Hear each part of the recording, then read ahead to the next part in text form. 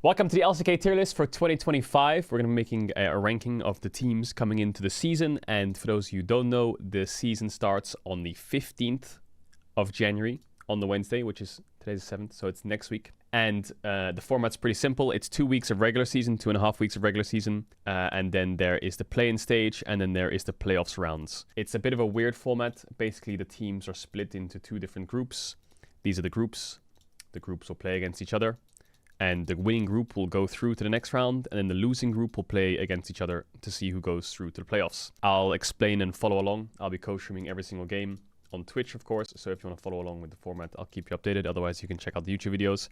But these are the groups, and the groups will play against each other. You're basically on the same team if you're on the same group. You don't play against each other. You have to beat the other group, and if you lose, then you play against each other.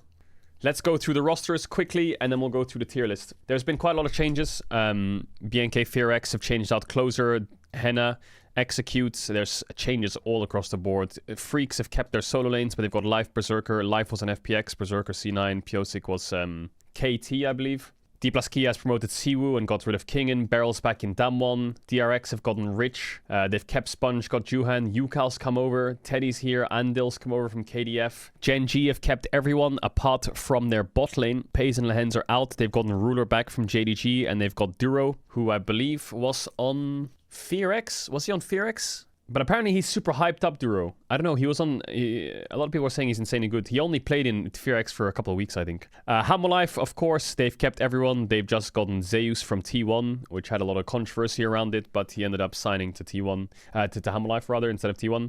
KT Rollster have gone a bit of a strange direction. They've gotten Cuz back. They've kept Perfect, who had a pretty rough year overall for what the expectation of that team was. BDD's still there, top mid laner.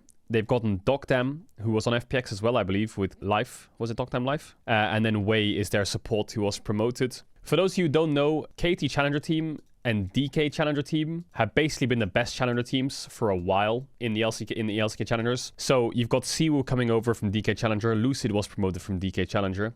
And then when it comes to KT Challenger, you've got quite a few players coming up from there. You've got Wei, who was promoted from KT. But then you've got the Bro roster, who has Hype, who was on that roster, and Hambak as well. So now that I've scrolled down, the Bro roster, I actually think it's going to be quite strong. I've always been a big Closer fan. I thought he's a really solid player. So I think their jungle mid AD, depending on if they use Bull or Hype, is really, really strong. And T1, of course, they've kept everyone except Zeus left, so they had to sign Doran. Their options in the offseason were Zeus, Keen, and Doran. Zeus was having issues. They couldn't get him, so they had to sign Doran before they were running out of time. So those are the rosters. Quick run through from Nongshim. Nongshim have done a lot of upgrades as well. Dundun's out and Guger's out. Guger was quite old. He was in his 30s playing support. He was one of their coaches. Their roster was a little bit all over the place. They've actually got Lehens from Gen.G, and they got Kingen from Damwon. I don't know how they pulled that off, but a lot of these bottom tier teams for LCK are actually quite exciting. You've got Nongshim, who have Kingen Lehens, and then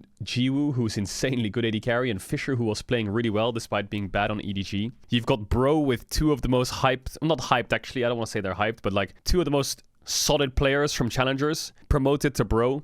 You've got Freaks, who have Bulldog Doodoo, which are insane solo laners, and now they've got Piosik Berserker, which is like fun as fuck for me. I don't know if it's fun as fuck for you, but I think that's fun as hell. Fearx, I think, I'm not sure how strong they'll be. Diabol's had some... I've heard Diabol's, I've heard very good things about him. And DRX, I don't know, they've got Andil, who was struggling a lot on KDF. He had to get subbed out a lot. And Yukal, who was on KT in 2018 when they won KT with Score? So he's been around for a while. But yeah, that's a quick roster rundown. All right, we'll make a quick tier list. LCK tier lists normally are really easy, okay? They're normally really easy. You can see like last year's tier list was probably pretty accurate, and I'm not saying that because I think I'm cocky and know things. I just feel like you kind of know what you're going to get with LCK. It's very hard to get an upset, you know? It's very, very hard to get an upset. So I think there's 3 teams which stand above the rest, in my opinion, and I think that's Gen.G, Hamolife, T1. I think those 3 teams still stand above everyone else. I think Gen.G's changes make sense. They're still going to be super strong. Hamolife changes are big upgrades, I think, and they're going to be stronger. T1 also insanely strong, even with Doran. You can say whatever the fuck you want about Doran internationally. Domestically, he's going to perform. He's a solid... I don't think you'll see much problems with T1, with Doran in domestic play. If you remember Doran Zeus, by the way, Doran owned Zeus. He clapped his ass domestically all the time. He was like his kryptonite. So I think T1 will be fine domestically. We'll start talking about T1 more when it gets to internationals, but these 3 teams are and have always been a cut above last year and this year as well. This is where it starts to get a bit more interesting, I think. I think D plus Kia for me is easily an A tier team. Seaward promotion is going to be exciting to watch. The problem that D plus Kia had all of last year is they lacked direction. If you will ever remember D plus Kia, they had solid laners, but they had no macro, and they were completely lost on the map all the time. And they kept trying to sub out support, and that was their way of like fixing the problem. Eventually they had Moham, still didn't really have any direction. Moham at Worlds was quite disappointing. So I think what they've done is they brought back Beryl just for that direction, you know? Give them a bit of macro, give them a bit of communication and comms in the team so that they actually know what they're doing. You can call it IGL or whatever, but I think Beryl's come to save the day. Kingen had a pretty solid year last year, but I'm excited to see how Siwoo does. I've heard a lot from, I think Chronicler was hyping up Siwoo a lot, and rightly so. This guy is supposed to be one of the next best LCK tops. He is 17 years old. Holy fuck. And he just dinged 17 in November as well, by the way. He's not 17 turning 18 soon. He just dinged. But this guy's been hyped up quite a lot. This is his debut. Damwon is like passing the torch. You know, you had like the Canyon Showmaker Nugaries of the world with, you know, Beryl. And now it's passing to like Siwoo and Lucid. But Beryl's still there. I think this team will be solid. Damwon's a team with... When you have Showmaker on your team, I feel like your team can be high highs or low lows, depending on how Showmaker's performing. So we'll see. I'll put them in A tier for now, though. This is where my hot takes are going to come in. I don't know if they're hot takes, okay? Bear with me. I think DNF is an A tier team. I think this team's going to be fucking good. I think this team's going to be not known by many people, but I actually think they're going to be super strong. And I'll give you my reasons why. I think Dudu was one of the better tops in LCK last year. I think he was definitely one of the better tops. Bulldog, if you remember watching the games, Bulldog was a really good mid laner. And throughout the whole offseason, this guy has been grinding solo queue like there's no tomorrow. For context, he is 500 LP above second place. And this is the end of season. This is end of season. This is not start of season. But look at EU West. There's a 20-30 LP gap. NA, there's a 150-200 LP gap. Brazil, I don't know what the LP gaps are. But I have never in my life seen a 500 LP gap between first and second place in solo queue. That is absolutely absurd. So Bulldog's been grinding his ass off. He peaked at 2400 LP. Solo queue's not the best metric, but you can see, like, I'm so hyped for this roster. I think Pyosik is such a good jungler as well. He's going to do absolutely fine. My only big question mark is that bot lane, Berserker Life. I remember watching this documentary of Gen G where Ruler was talking to Life and Life was like crying. And Ruler was telling him it's okay. And the reason Life was crying was because he lacked all the confidence and he felt like he was disappointing and shit like that. Stuff like that was happening. So I really wonder how much Life has grown since being in the LPL. We'll see. Hopefully he's grown a lot. I remember, the only thing I remember from Life mainly was he was the Rumble guy. And Berserker, it's hard to tell as much as we've been watching Berserker in NA for a while. How will he do in LCK is always a really difficult question. I think it's easy to say that he'll be okay and he'll be fine, but it's difficult to say if he will be top tier, you know. But I'm super hyped for this roster. I think their top side is actually super strong. Pyosik's a very big peaker. I mean, he peaks taking down Gen G and he peaks getting fucked by Bro and shit like that. So we'll see. But I think this team will be A tier. This is like my wild card team. I don't feel like I don't have the right logo. This tier list doesn't have it. Their logo changed. They're called DN now. They're not called KDF anymore. I don't know what their thing's going to be in game. Is it going to be DN Life? DN Berserker? Yeah, there's lots of these nuts jokes there. All right, moving on. KT Rolster. I'm not that hyped for KT Rolster. I think their mid jungle's really good. Maybe I'm just a hater. Maybe it's still there. I think this roster is weaker than last year.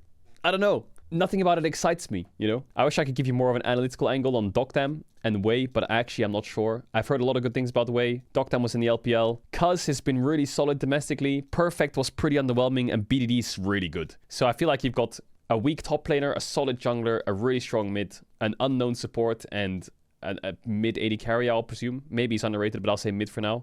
I feel like for me, KT and DN are like the two teams which I want to see battling the hardest for like 5th best team in the LCK. But I think these two teams are battling for 5th best team.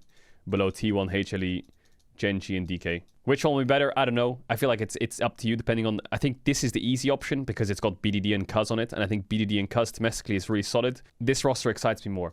I still think that they're an A tier team though, but I feel like am I trolling by putting them in A tier? No, I'm not, right? I think I'm trolling by putting DN in there, but I'm going to put them in A tier. They're probably making playoffs. This is probably my top 6 for LCK to go to playoffs. Easy, I would say. Coming in at 7th, I would put Nongshim. I think Nongshim roster is good. Jiwoo has been a really good AD carry in the LCK for a while. King and Lehens are solid side lanes. Fisher was pretty average overall. I would say Nongshim's not that bad. I think they're a solid 7th place team. 7th, 8th place team. I think Bro's right next to them. I'm hyped for Bro. I don't care that they finish 10th every split. I think with Hype, Closer, and Hambak, that roster is fighting 7th, 8th with Nongshim. And if either of these, if anyone's breaking into the top 6 and upsetting, it's probably these two, I would say. But it's so weird to me that King and Lehens are on this team. I'm glad Closer found a team at least, but this team should be quite strong. Quite a lot stronger, I would presume, than last year. I think Envy last year was abysmal. Karis was mid. They had issues in mid lane, didn't they? They brought in a different mid laner. I can't remember who else it was. Was it Fate they brought in or some shit? Was it Fate? Morgan was okay. Polu was not super impressive, but I think with Envy and Karis gone, this team's automatically going to be better, and Hambak's going to be exciting to watch. So yeah, I think these two teams will be fighting between 7th and 8th.